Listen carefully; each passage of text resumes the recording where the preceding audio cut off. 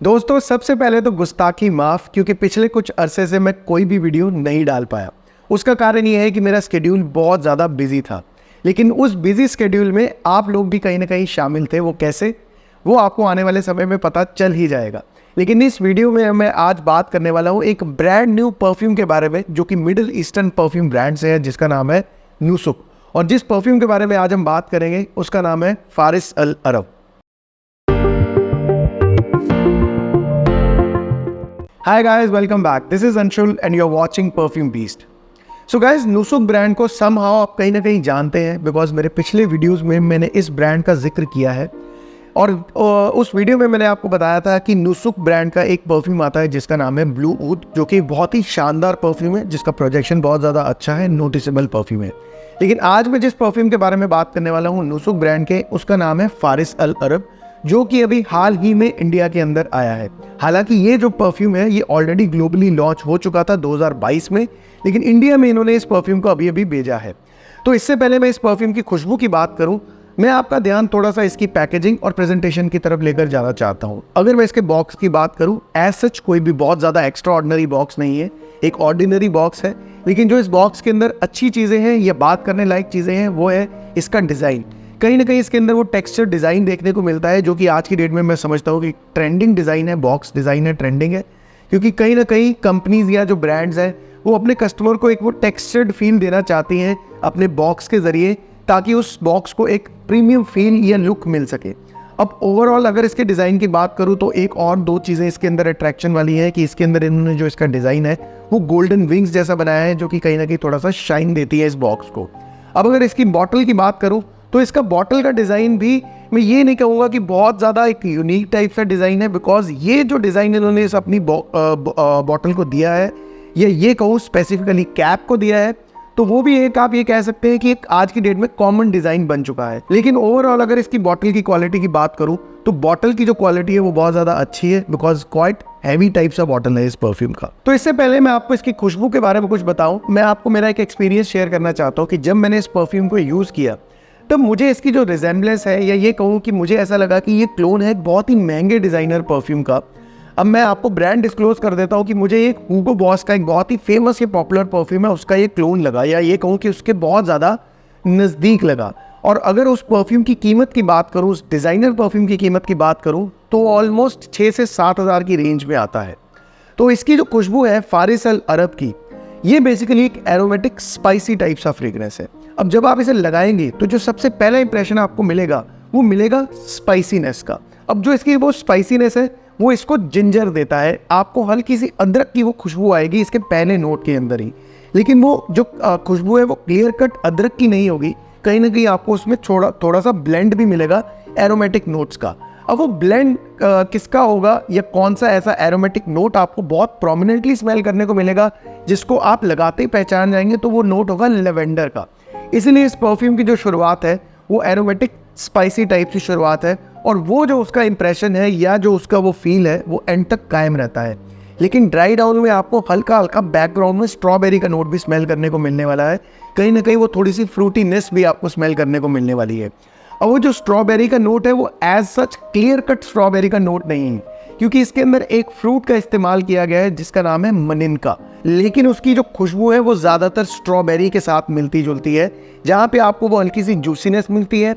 और मैं समझता हूँ कि जब भी हम स्ट्रॉबेरी की कोई भी चीज़ खाते हैं जिसके अंदर स्ट्रॉबेरी का असेंस होता है, वो हल्का सा एरोमेटिक होता है, वो मिठास आपको महसूस हो जाती है खाते ही, स्मेल होते ही। अब इस परफ्यूम को एक और चीज़ थोड़ा सा खास बनाती है, ये कहूँ कि थोड़ा सा अलग बनाती है, डिफरेंट बनाती है। वो चीज़ है ड्राई डाउन के अंदर, जैसा मैंने आपको कहा कि स्पाइसीनेस मिलती है, एरोमेटिक स्मेल होता है, कहीं ना कहीं वो थोड़ी सी फ्रूटीनेस भी मिलती है, मीठे नोट्स का भी एक्सपीरियंस होता है। लेकिन इस पूरे ओवरऑल कॉम्बिनेशन को अगर आप समझे यहाँ तक, तो ये बहुत ही ब्राइट वाइब्रेंट टाइप से खुशबू लगती है। लेकिन ये खुशबू ड्राई डाउन में बहुत ज़्यादा इंटेंस हो जाती है, कहीं ना कहीं हैवी खुशबू हो जाती है।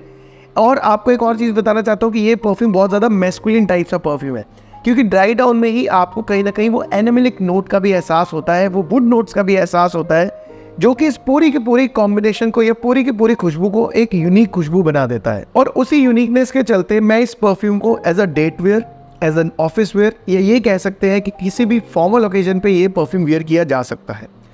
कौन सी ऐसी एज रेंज है, किन किन लोगों को ये ज़्यादा पसंद आएगा, तो मेरे हिसाब से जो एज ग्रुप है 25 साल से लेके till 55 years of the male, ये खुशबू आपको बहुत ज़्यादा पसंद आएगी। अब बात करें इसकी परफॉर्मेंस कैसी है, तो यहाँ मैं आपके साथ बहुत ज़्यादा ऑनेस्ट होना चाहता हूँ, क्योंकि जब मैंने इसको वेयर किया, अब सिंस ये एक समर सीजन चल रहा है, तो मुझे जो इसकी स्किन के ऊपर लॉन्जेविटी मिली है ये करीबन 2 घंटे के आसपास मिली है। 2 घंटे के आसपास ये परफ्यूम आपके स्किन के ऊपर बड़े अच्छे से टिकता है। अगर कपड़ों की बात करूं तो कपड़ों के ऊपर भी 5 घंटे या 6 घंटे के आसपास इस ऐसे गर्मियों के मौसम में इसकी खुशबू टिकती है। बट अकॉर्डिंग टू मी ये एक बहुत अच्छा विंटर वेयर है। समर्स में पहनने लायक ये खुशबू नहीं है, बट सिंस मेरे पास ये परफ्यूम अभी मिल गया था मुझे, तो मैंने इसको अभी समर्स के अंदर ही ट्राई कर लिया, तो सोचा आपको बताऊं।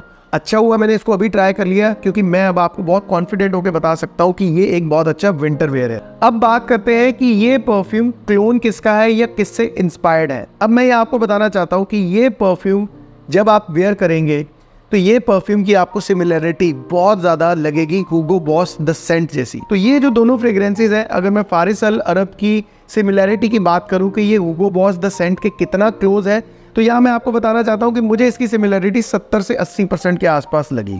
तो अब ये आपके ऊपर छोड़ता हूँ कि आप 70-80% सिमिलरिटी को क्लोन टर्म यूज़ करना चाहते हैं, उसके लिए वो क्लोन टर्म, या आप उसको बताना चाहते हैं कि ये इंस्पायर्ड है, ये मैं आपके ऊपर छोड़ता हूँ।